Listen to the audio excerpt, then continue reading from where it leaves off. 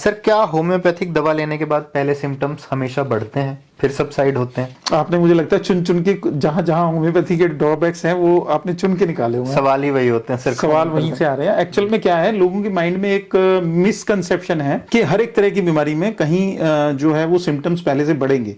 Like for example हमें लगता है कि पेन के लिए दवा ले रहे हैं तो पेन बढ़ जाएगा, ऐसा लग रहा है। या हमने कहीं स्वेलिंग के लिए दवाई ली तो स्वेलिंग बढ़ जाएगी, ऐसा कैसे होगा? ये केवल मिथ है और इसे मिथ की तरह से ही समझना भी चाहिए कि जहां पर स्किन के इरप्शंस हैं, आपने कोई दवा लेकर के किसी को यहां पे कोई इरप्शन हो गया और निकल आया, कोई स्किन में से कोई दाने दूने हो गए, बहुत ज्यादा दाने थे और हमने उसको कोर्टिकोस्टेरॉइड कोई क्रीम लगाई, जैसे कि आजकल तो बड़ी कॉमन है। बहुत कॉमन। कोई कॉमन नाम बता दो, कोई आप ही बता दो, मैं बोलूंगा तो गड़बड़ हो जाएगी। मिथासोन मान लेते हैं, मिथासोन है या कुछ भी है, कोई भी जो इस तरह के बेटनोवेट या कोई भी है इस तरह की कोई मेडिसिन लगाई और उसके बाद वो सप्रेस हो गया। अब हमने मेडिसिन दी, अब बंदे को वो जो सप्रेस हुआ था वो बाहर आ गया, अब उसको ये लग रहा है कि बीमारी जो है वो पहले बढ़ती है फिर घटेगी। अच्छा ठीक है। तो ये केवल स्किन के रोगों में वैलिड हो सकता है, but up to certain extent, लेकिन इसे भी हम कम कर सकते हैं। यहां बात फिर से ड्रग डायनेमाइजेशन की आ जाएगी। किस पोटेंसी में आप मेडिसिन को दे रहे हैं चूज करके, ये उस पर डिपेंड करेगा कि कितना बाहर आएगा। तो आजकल लोगों को क्योंकि टाइम नहीं है, तो हम भी थोड़े से होम्योपैथिक डॉक्टर भी स्मार्ट हो गए हैं कंपैरेटिवली पहले से, तो हम भी दवाइयां इस तरीके से देने लगे हैं कि उसको यहां कुछ दिखाई ना दे। अच्छा ठीक है। क्योंकि लोग जो दिखता है उसके लिए ज्यादा परेशान हो जाते हैं, अंदर चाहे उसका कुछ सिस्टम बेटर हो रहा है वो उसके लिए कॉन्शियस नहीं होंगे। जैसे फॉर एग्जांपल पेशेंट ने आकर के मुझे बताया, कहते डॉक्टर साहब मेरे ना सिर के बाल भी झड़ रहे हैं और ये इरप्शन भी है और मेरे पेट में भी दर्द है। पेट में दर्द कैसे जी? मेरे को पोटी करते वक्त जब भी पोटी जाता हूं तो पेट में दर्द जरूर होता है। ठीक है। दर्द होकर के ही पोटी आती है। अब नेक्स्ट टाइम पेशेंट आया, 15 दिन की दवाई खा ली होम्योपैथी, अब वो आया, डॉक्टर साहब आ देखो जी ये वध गया मेरा, आ देखो इतने इतने कितनी बुरी हालत हुई हुई है। हम बड़े आराम से उसको सुन लिया। अब हमने पूछा कि भी वो जो पोटी वाली पेन थी, कहना ओनू छड्डो जी, वो तो ठीक है, वो तो ठीक है जी मेरा, ओनू छड्डो तुसी। अब पेशेंट का कंसर्न देखिए आप, पेशेंट को उस पेन से मुक्ति मिली, उसके लिए डॉक्टर को क्रेडिट नहीं है। हाँ। जो उसका ये तकलीफ बढ़ गई, अगली बार में ये भी ठीक हो गई, अब ये ठीक हो गई, उसकी तीसरी एक और प्रॉब्लम थी, जॉइंट पेन भी हो रहा था उसको।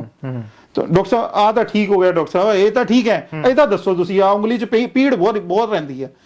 आप समझ रहे हैं? ठीक है। तो जो कंसर्न उसका ठीक हो जाता है, तो इसके लिए हमारे पास ऑप्शन क्या है? Being a smart homeopathic doctor, हम क्या करते हैं, वो सिम्टम लिखते रहते हैं।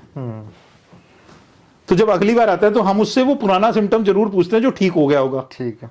तो क्योंकि लेयर वाइज आपको ठीक होना है, थोड़ा सा टेक्निकल सब्जेक्ट है या मेडिकल सब्जेक्ट है, जिसको जैसे हमारी जो स्किन है या हमारी पूरी बॉडी है, जो जिस तरह से भगवान ने डिजाइन की है, उसको हमने 3 लेयर्स में डिवाइड किया हुआ है, एक्टोडर्म, एंडोडर्म और मेसोडर्म। अब इन 3 बॉडीज, 3 सिस्टम्स के हिसाब से, 3 लेयर्स के हिसाब से हम पेशेंट को जज करते हैं कि पेशेंट सही डायरेक्शन में क्योर हो रहा है या मिस डायरेक्शन में क्योर हो रहा है। ठीक है। कई बार ऐसा भी होता है कि अगर गलत दवाई दी जाए तो कोई सिम्टम मास्क भी हो सकता है।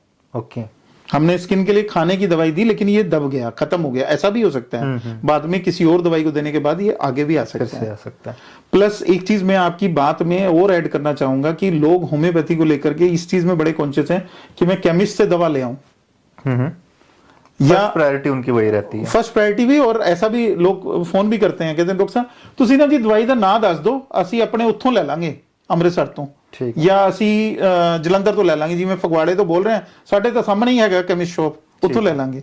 पोटेंसी किਵੇਂ बनाओगे दोस्त? मेरे को अगर किसी डिजीज में पोटेंसी जो है, जिस तरह की पोटेंसी मुझे देनी है, फॉर एग्जांपल 6C देनी है और मार्केट में अवेलेबल नहीं है, मैं तो उसको रेडी कर लूंगा, आप कैसे करेंगे?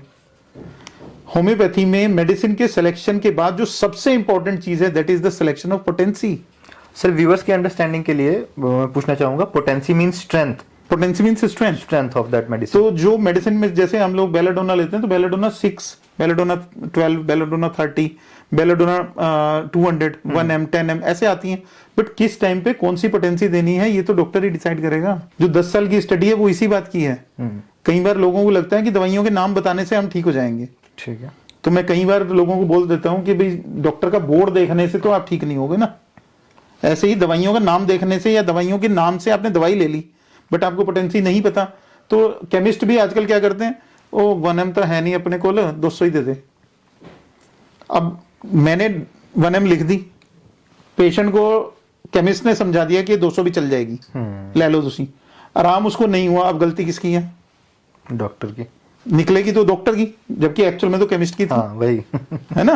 तो Blame किया ये कुछ थोड़ा सा भ्रम क्रिएट करता है और मिथ क्रिएट करता है। तो ज्यादा बेटर है, जैसा मैंने शुरू में बोला, कि होम्योपैथी हो या एलोपैथी, कोशिश करें डॉक्टर की सलाह के बगैर ना लें। ओवर द ट्रेड काउंटर जा करके आप केमिस्ट से डायरेक्ट जा करके अपने सिम्टम बताएं या कुछ बताएं, उससे दवाई ना लें। उससे ज्यादा अच्छा है किसी डॉक्टरी सलाह से ही आप दवाई लें।